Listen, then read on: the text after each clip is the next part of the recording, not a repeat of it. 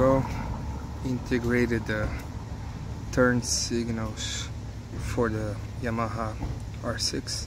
This is the 2017 up model.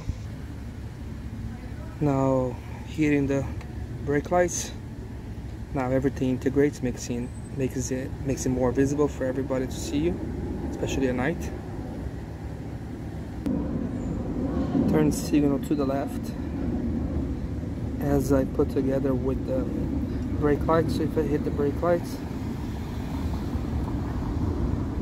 it will still work. Then same thing to the right side.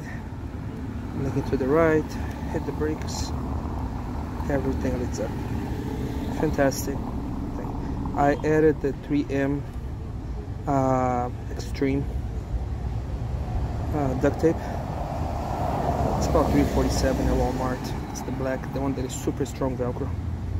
And then I put it together with the original adhesive, as I heard on other threads that I wasn't super strong, so this should secure for the bike. So again, I made it this way by integrating the red turn light with the brake lights.